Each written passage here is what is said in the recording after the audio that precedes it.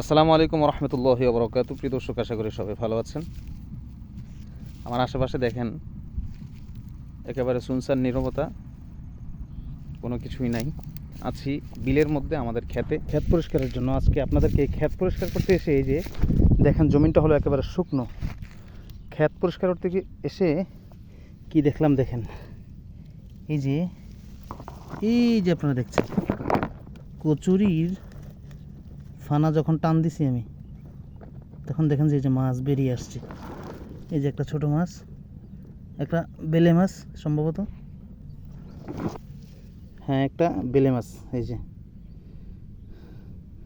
এগুলা এই যে আপনার কচুরির ফানার সাথে যখন ছিল, চর পড়ে যাওয়ার পর আস্তে এগুলা মাটির সাথে মিশে গেছে। চর পরিষ্কার করতে এসে এবার কি পেলাম দেখেন। আপনারা দেখেছেন এরকম কখনো শুকনো মাটির মধ্যে মাছ? যারা এরকম ক্ষেত পরিষ্কার করেন তারা কখনো দেখেছেন কিনা অবশ্যই কমেন্টে জানিয়ে যাবেন। দেখেন মাছটা আমার উপর কতটা রেগে আছে। আমগো ক্ষেত কোনটা আব্বা?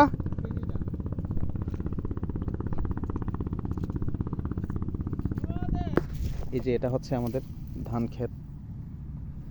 একেবারে ওই যে ওই জায়গা থেকে শুরু করে এখান থেকে ওই নিশান পর্যন্ত হচ্ছে আমাদের জায়গা। আর ওই যে ওইটা হচ্ছে আমাদের এলাকা।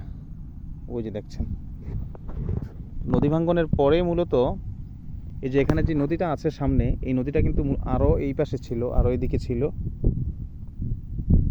এটা ভাঙতে ভাঙতে ওই পাশের এলাকা ভেঙে এই পাশে, আমি যেই পাশে দাঁড়িয়ে আছি এই পাশে চর পড়েছে। তো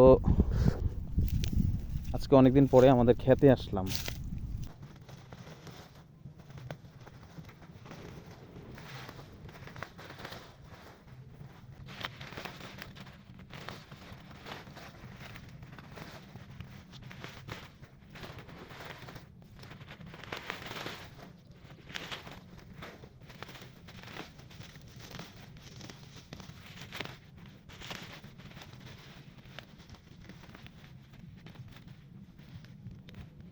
আমার আব্বা অনেক কষ্ট করে এখানে ধান বুনেছে।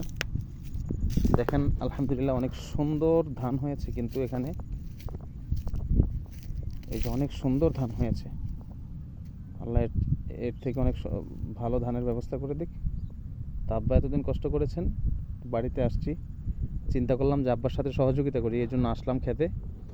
তো খেতে এসে দেখলাম যে ভালোই আলহামদুলিল্লাহ অনেক সুন্দর ধান হয়েছে।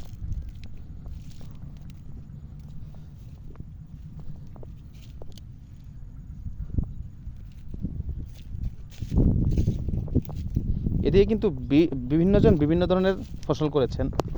ওই সামনে সরষা ক্ষেত আছে, এদিকেও সরষা ক্ষেত, এদিকে ধান ক্ষেত, সামনে সরিষা ক্ষেত।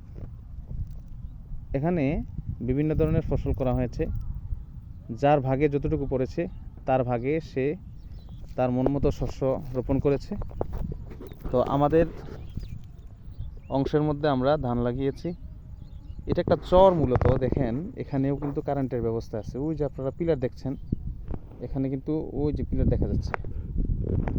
এই একটা চরের মধ্যেও কারেন্টের ব্যবস্থা আছে। এই যে এখান থেকে সাবমেরিন কেবলের মাধ্যমে এই চরে মূলত কারেন্ট এসেছে, যার ফলে এই চরের মানুষ এখন সুন্দরভাবে বসবাস করতে পারতেছে।